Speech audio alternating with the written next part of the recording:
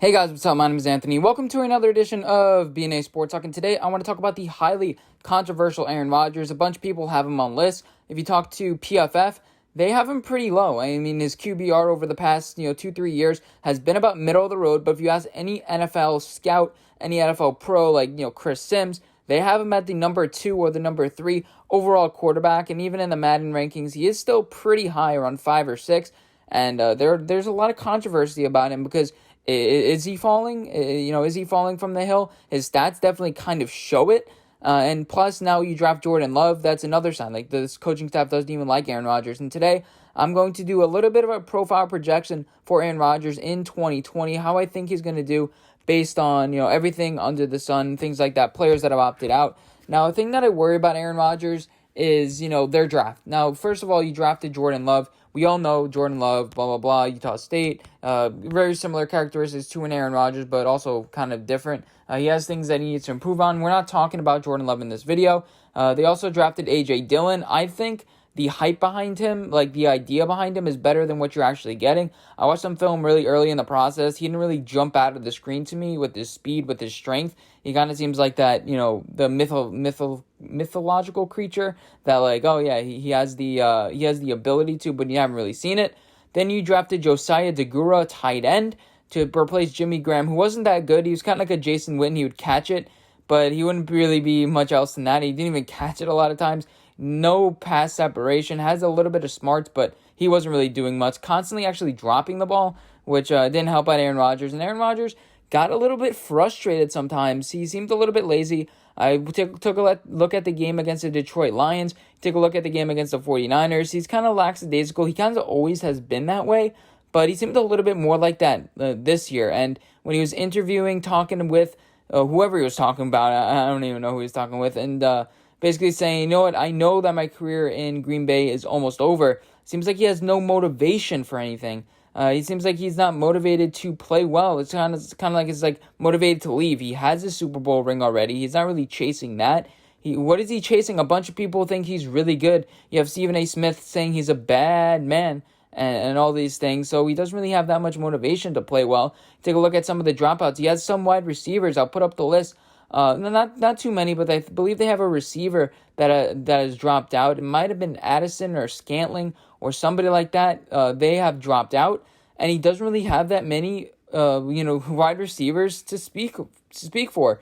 They did draft some centers and guards later in the draft. They had John Ryan Jr., Jake Hansen, Simon Stepniak, but none of those I think are going to make impacts day one. Their offensive line just lost Brian Bulaga, who's a nice veteran presence who didn't really get a full lot. He was just a solid rock on the right-handed side. You have a great left tackle in David Bakhtiari, one of the top probably 3 or 4 offensive tackles in the league.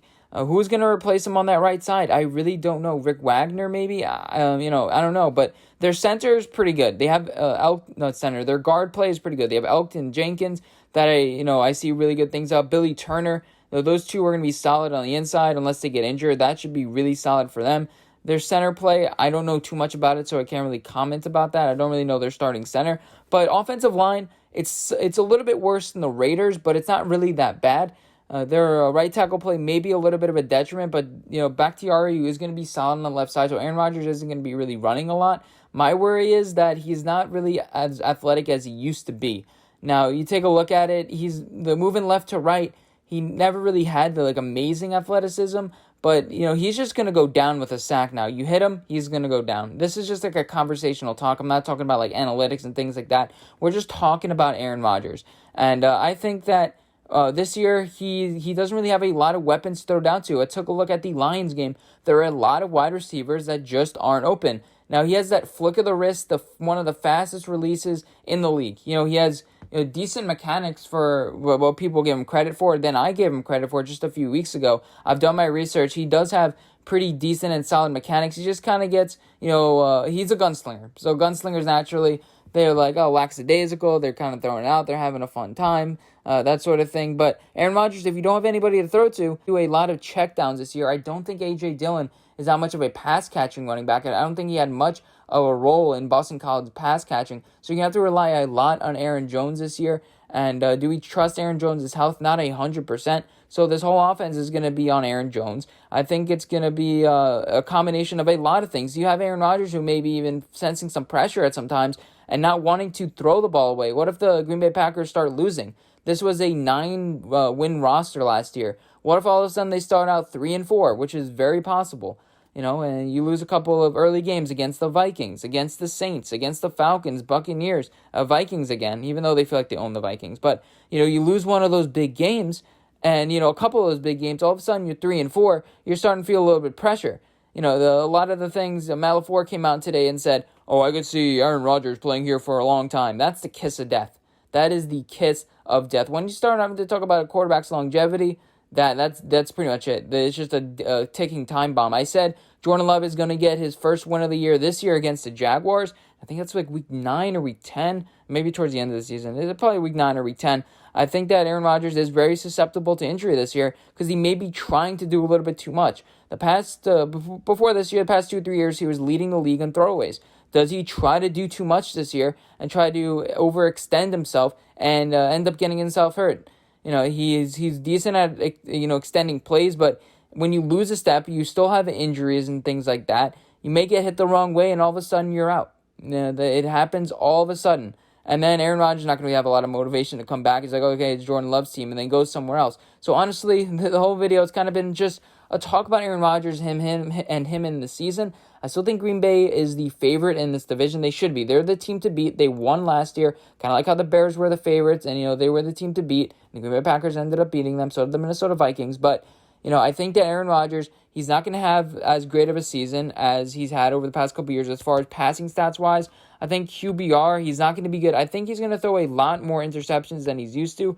The past 2 years, he's only thrown 6 interceptions. And that's been really good for this team. But his whole mantra is he wants to have the highest touchdown to interception ratio. That's what he wants.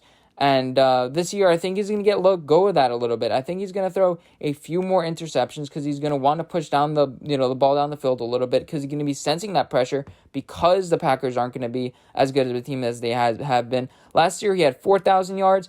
I think that he probably will have 4,000 yards again this year. I'll have him slated at, probably like 3,900-ish. They're a team that wants to run the ball a lot. I have under 4,000 yards. As far as touchdowns, he's not going to throw a lot, I don't think. He doesn't have that reliable wide receiver. It's going to be a lot of running. So I have him under 26 touchdowns from last year. I think he's going to be around 24, 25. And then interceptions, I can see him having up to 10 interceptions this year. And yeah, that's kind of my opinion about it. The schedule is a bit tougher this year. You play defenses like, the Saints. I believe they also play Tampa, if I'm not mistaken. They play that AFC South who do have a decent secondaries besides the Panthers. And yeah, you take a look at their schedule. It is fairly rough. It is harder than last year, but not impossible to navigate. And that's kind of my opinion about Aaron Rodgers. Let me know what you guys think. I didn't deep dive into certain plays and things like that. This is kind of the sort of things I've been seeing on film. If nobody gets open, who are you throwing it to? And they're not going to have a lot of people open this year. Besides, obviously, Devontae Adams. You mentioned him. He's a top 10 wide receiver in this league. I think on pretty much everyone's list besides Chris Sims. But anyway, hope you guys enjoyed this video, and I see you guys in my next one. Bye, guys.